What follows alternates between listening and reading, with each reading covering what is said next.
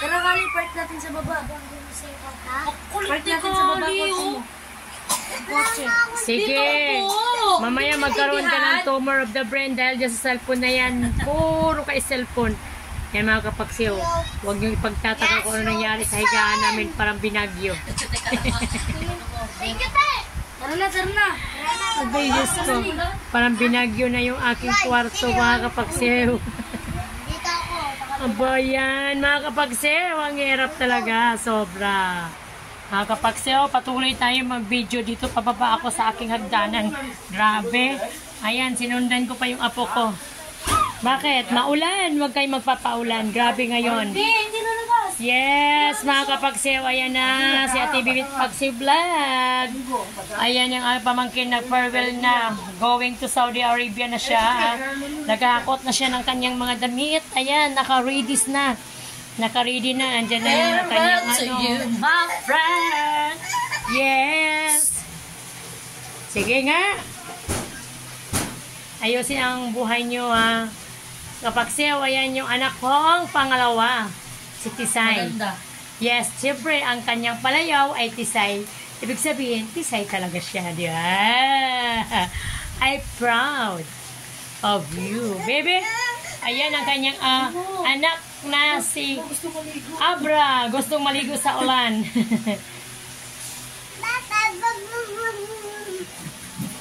Yan. Mamaya. Ayan ang pamangking going to abroad na si Junior sa video Polison.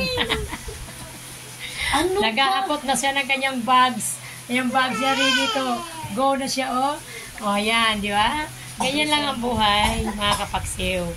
Ayan ang buhay Pilipino. Ay, parang life lang. So, where are you going now? Yan mga kapagsiw, tuloy lang natin ang ating video, kalukuhan lang ito, pero ito'y aral natin din, ano? Yan ang aking anak.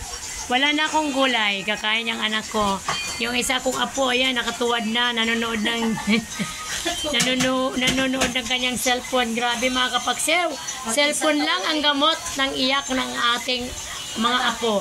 Kaya grabe mga kapagsiw, ang cellphone napaka-influensya sa buhay ng tao.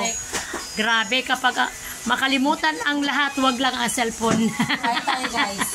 Kain tayo, guys. Malamig na pansit. Anong pansit ba to? Malamig na nga, malamig pa yung Pansit ba to? Yes. Yes, yun ang pansit ba to na yan. Bigay yun ang tagapagtanggol namin. Stop, guys.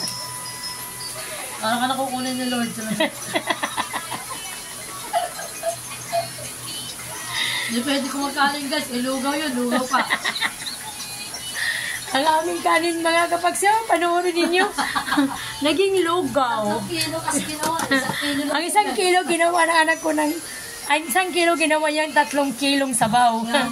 Kaya mga kapagsiyaw, grabe, no? Pero wala tayong magawa talaga naman. Kainin pa rin natin yan, kahit lugaw yan.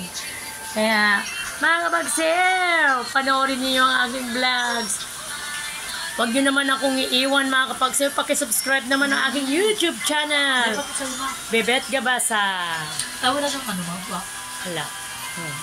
Tawa na.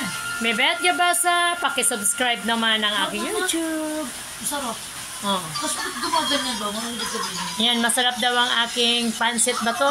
Ihirit pa yung anak ko. Kaya lang para daw lugaw ang pagkaluto. Okay lang. Oh. Ano ba? Ano tayo overcook ba? Hindi naman siya overcook. Oo nga eh. Nakulang siya ng ano, ewan ko, anong ibig sabihin niya. Pero ganyan talaga ang pansit na to. Para siya na pag natuyo na siya at saka pag lumamig na, parang nagkadikit-dikit na yung mga pansit. Kaya mga kapagsiyaw, pati pansit na pag-usapan dito. Ganun talaga, boy. Ha? Kape ka?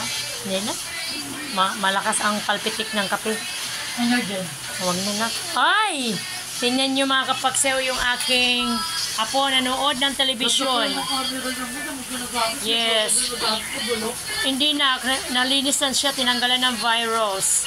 That's why your camera is good and clear. Yes, mga kapagsiyaw, may natutulog kaming isang... Body pa yan, no? May natutulog kaming isang pasyente. Hindi naman pasyente yan, para gumaling na yan. Ay, mga kapaksew. Ano ba? Wala na ba tayong ibang gagawin sa buhay? Ay, tulog na lang. Grabe. Ganun na lang ang gagawin sa buhay natin. Hindi ko na ako naba ng ako. Ganun lang ang buhay. Pinibidyohan ko lang yung mga sulok ng bahay ko. Kasi itong bahay ko ay papalitan ko na ng kulay. Hindi na dilaw. Wait na lang mo. White? O, sige. Okay lang yun.